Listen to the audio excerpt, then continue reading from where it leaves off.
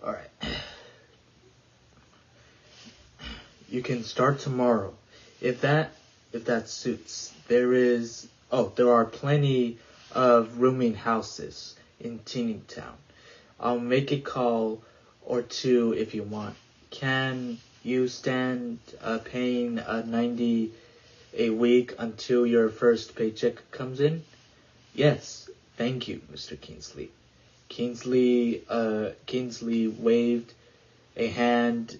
In the meantime, I'll recommend the Red Roof Inn. My ex-brother-in-law runs it. He'll give you a rate. We good? We are. It all happened with remarkable speed. The way the last few pieces dropped into the complicated 1,000-piece jigsaw puzzle, Dan told himself not to trust the feeling.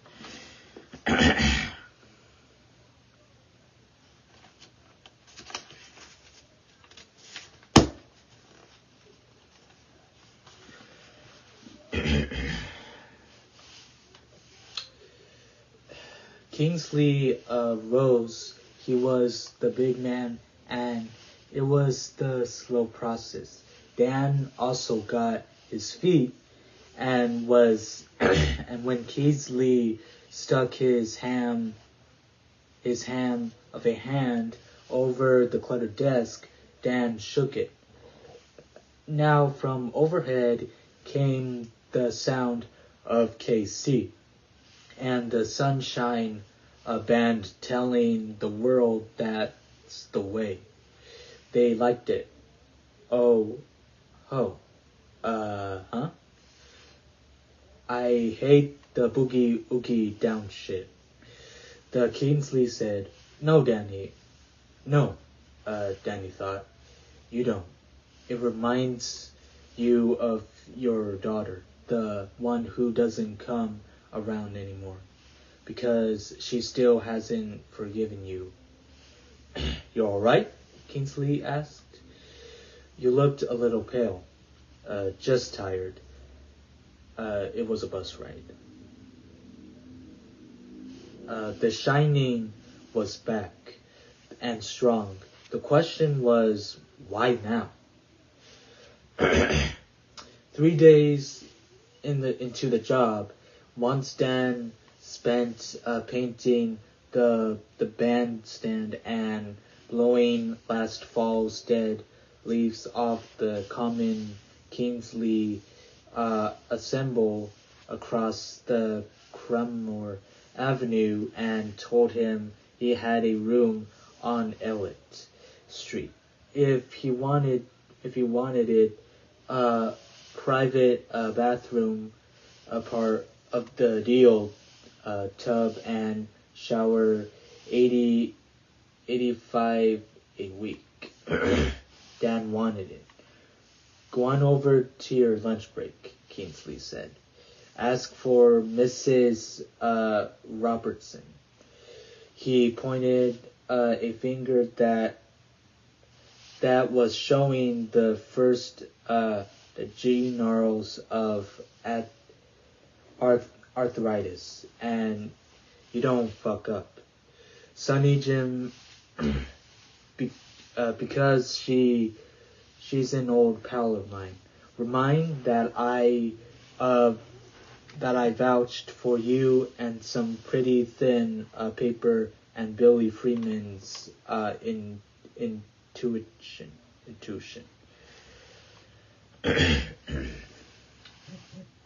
Dan said he wouldn't fuck up, but the extra sincerity he tried to inject his voice sounded phony to his own ears. He was thinking of his father again, reduced into begging jobs from a wealthy old friend after losing his teaching position at Vermont. It was strange to feel sympathy for a man who had led almost a man who had almost killed you. But the sympathy was there. Had people felt it necessary to tell his father to not fuck up? Probably, and Jack Torrance had fucked up anyway. Spectacularly 5 stars. Drinking the undoubtedly in part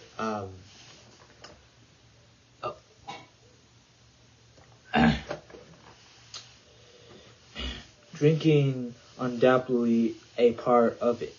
But when you were down, some guys seemed to feel an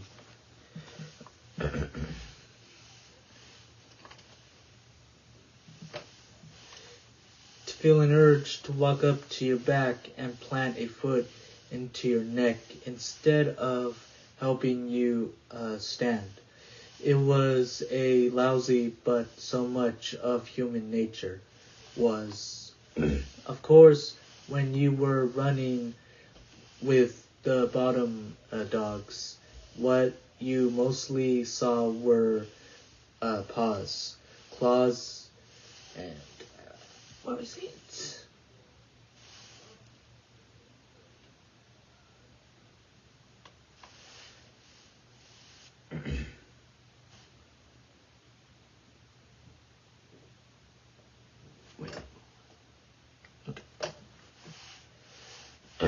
And assholes. And see if Billy can find some boots that'll fit you. He squirreled away a dozen pairs of equipment shed, although the last time I looked, only half of them matched.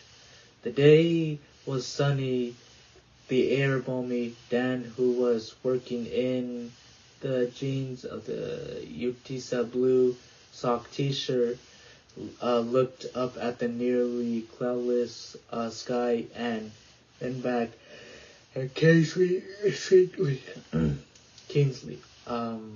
Yeah, I know how it looks, but this mountain country pal NOAA claims we're going to have a nor'easter and it'll drop maybe a foot. Won't last long. Poor man's fertilizer is that what New Hampshire folks call April snow, but they're also gonna be gale for winds, so they'll say, I hope you can use a snowblower as well as a leaf blower. He paused, and I also hope your back's okay, because you and Billy be picking up a plenty of dead limbs tomorrow. Oh, jeez. Might be cutting up some fallen trees too. You okay with the chainsaw? Yes, sir, Dan said. Good. Dan and Mrs. Robertson came to a cannibal terms. She even offered him an egg, a salad sandwich, and a cup of coffee in a communal kitchen. He took her up on it, expecting all the unusual questions about what had brought him to Fraser and where he had been before. Refreshingly, there were none.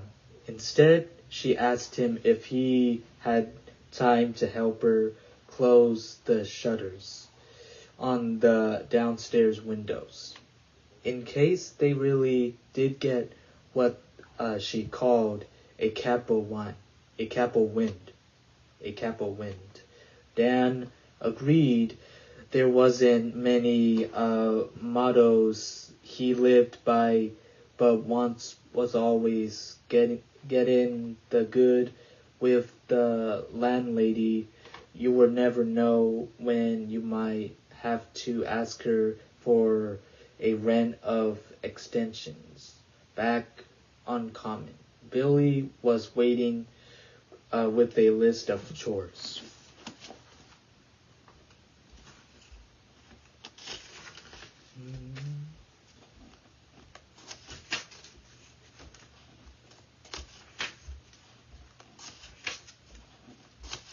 Hold on a second.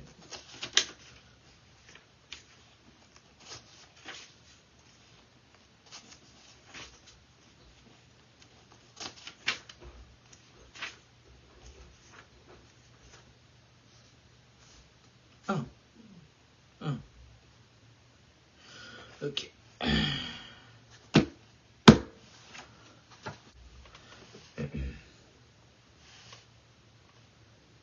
The day before, the two of them had taken the tarps of all the kiddie rides.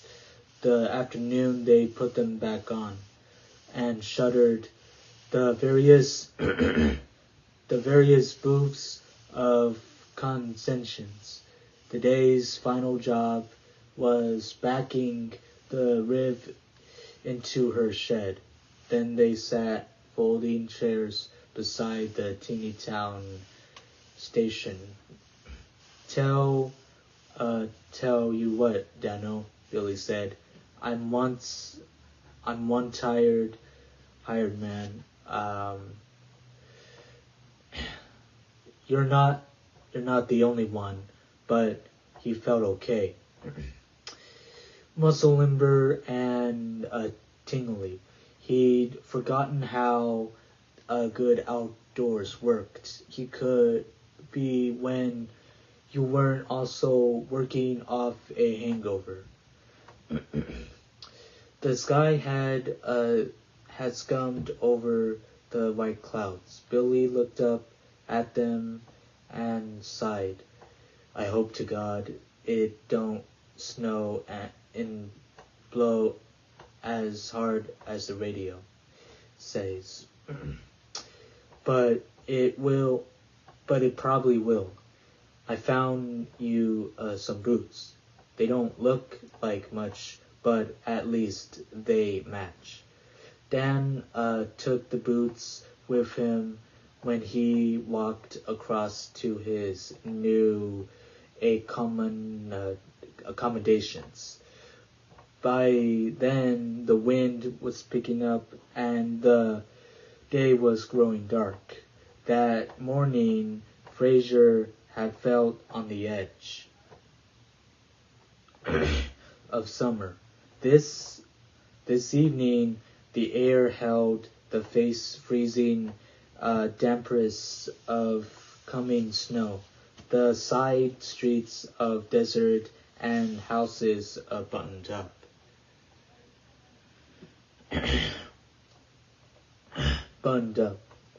Dan turned the corner of Moorhead Street until Elliot and paused. Blowing down the sidewalk attended the scutter of last year's autumn leaves. It was a battered top hat, such as a magician might wear, or maybe an actor in an old musical comedy. He thought looking at it made him feel cold in his bones. It wasn't there, not really. He closed his eyes, counted to 5 with his strengthening wind flapping his legs of his jeans around his skins, then opened them again. Then leaves were still there, but the top hat was gone. It had just been the shining, producing one of the vivid, unsettling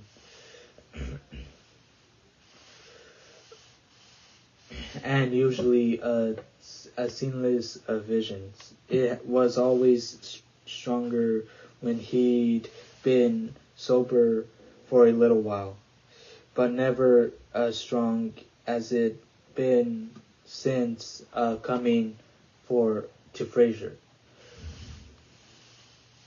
It was as if the air were different, somehow more conductive to the straight transmission of plant air everywhere special.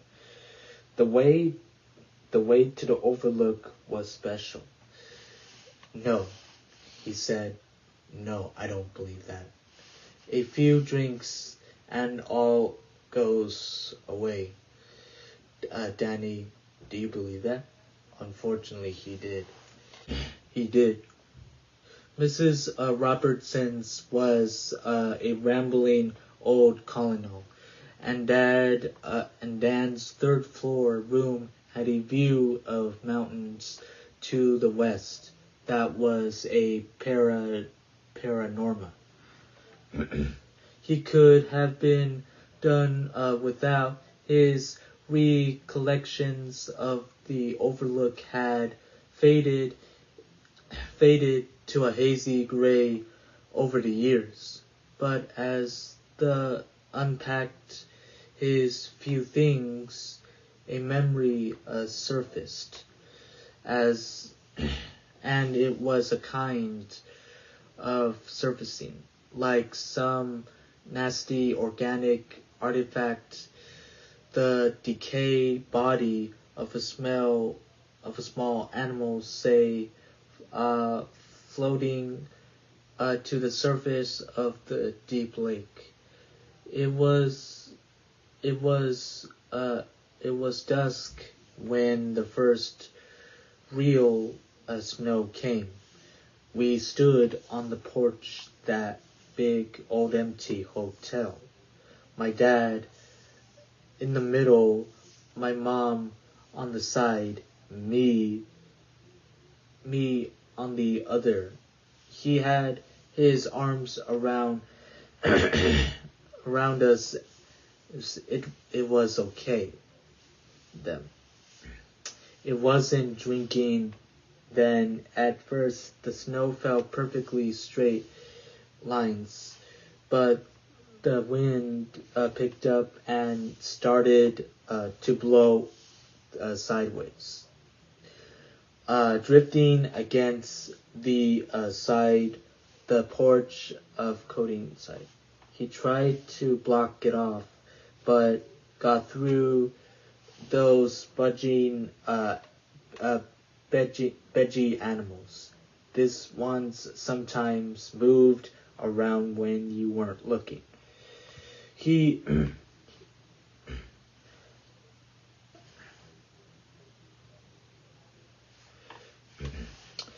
turned away from the window.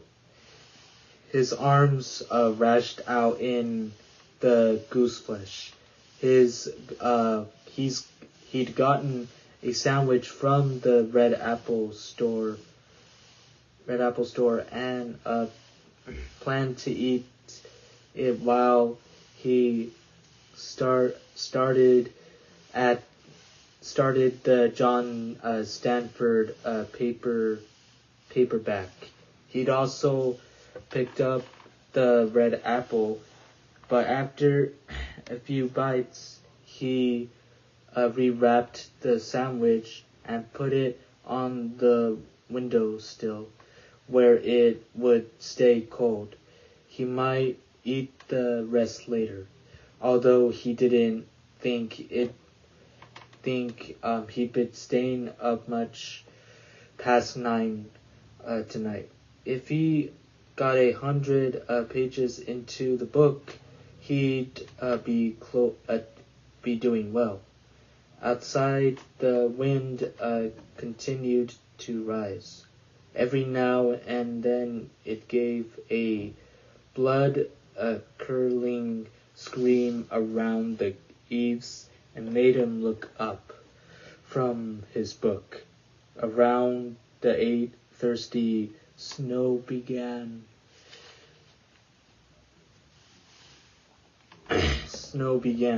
It was heavy and wet, quickly coating his window and blocking his view of the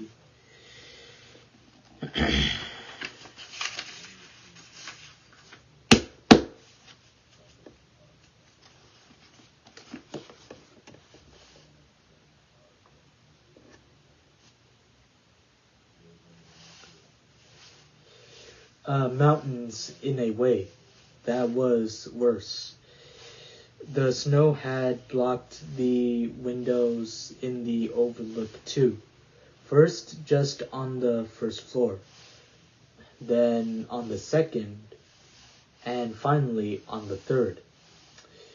Then they had been installed with the lively dead. My father thought they'd make him a manager. All he had to do was show his loyalty by giving them his son, his only begotten son. Dan muttered, then looked around as if someone had spoken. And indeed, he did not feel alone, not quite alone. The wind shrieked down the side of the building. Again, he shuddered. Not too late to go back down the Red Apple. Grab a bottle of something, put all